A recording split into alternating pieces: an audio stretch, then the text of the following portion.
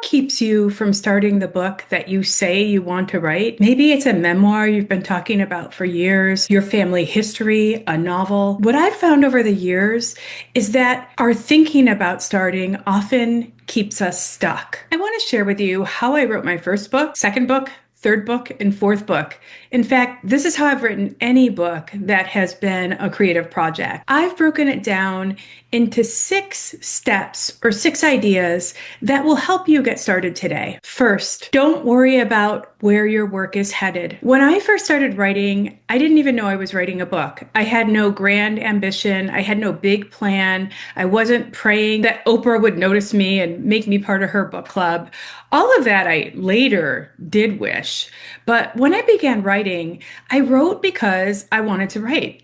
I had stories I remembered that seemed important, at least to me, or often they seemed like they wanted to come out in some way. And so I just started to write. Letting yourself write without worrying about who's going to read it, who's going to care, who you might offend, what your family will think is a gift that you give yourself. Publishing your work is a whole other business, and I'll talk about that on another video. When you're writing, don't worry about where and how that writing will be received.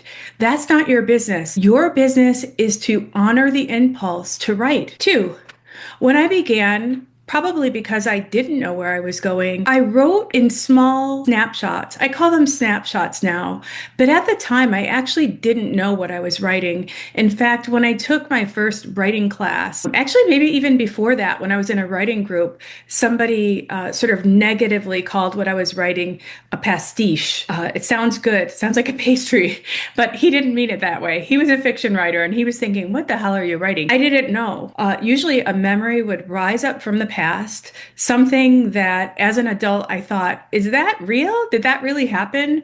Or whatever it was. Memories just started rising up. And so I wrote them down. And I didn't try to make them into very long chapters. I didn't even try to make sense of them. I simply wrote them down a snapshot at a time. The point is to allow yourself to just write a paragraph at a time, if that's what comes for you.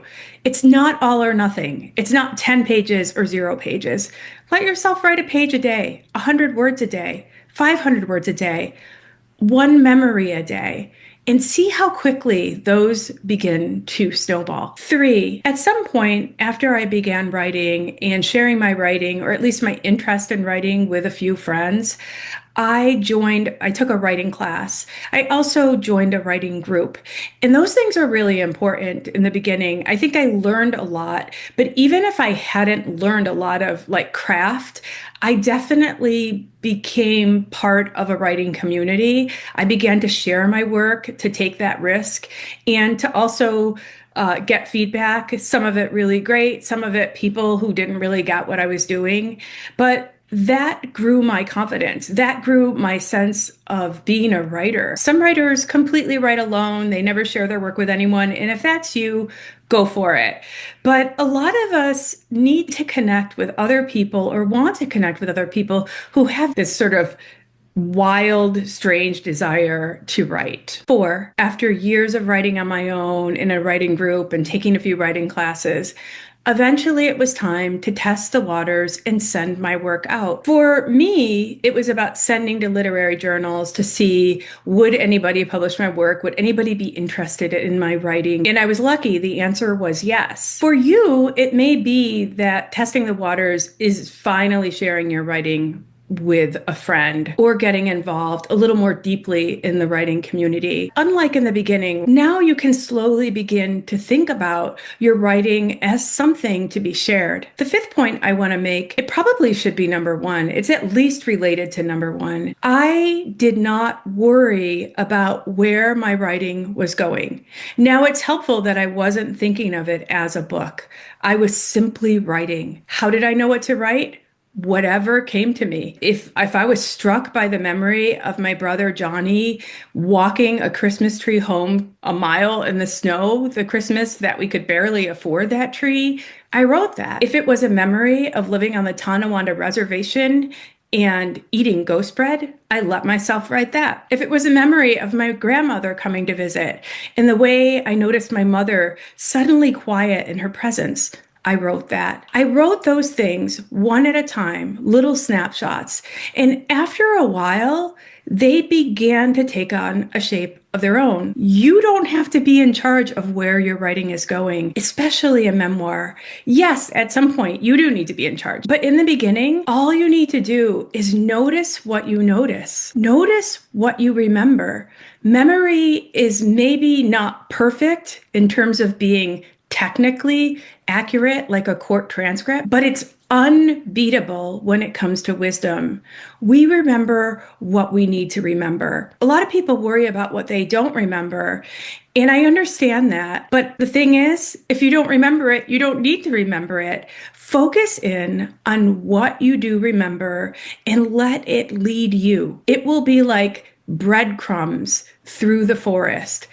Over time, a path will emerge. Follow it. See where it leads. I hope what you're getting from these points is the realization that you can't go wrong. The only way you go wrong is by stopping yourself, by thinking that you absolutely need to figure out how you're going to organize this memoir and how you're going to sell it to an agent and who is going to want to read it. Those aren't your worries. Let them go. You can take them up later if you need to. But the writing, this is a time that's almost holy. It's you and the page. Bring to it what's in your heart, what rises up, the images that are in your head and your dreams. The last point that I have for you, number 6, is a quote by one of my earliest writing teachers, a wonderful American essayist named Judith Kitchen. She says, "I can begin anywhere with anything, turn it into any direction. It's all dipping into the same pot. We can begin anywhere. It's all the same source that we're tapping into. It's like we have a river within us. The story you need to tell will arise no matter how you begin, no matter where you begin. If you find that you've been spinning your wheels or that the whole thing seems too big to figure out, believe me when I say you can begin anywhere. It will all work out. Good luck, and I look forward to seeing you next time."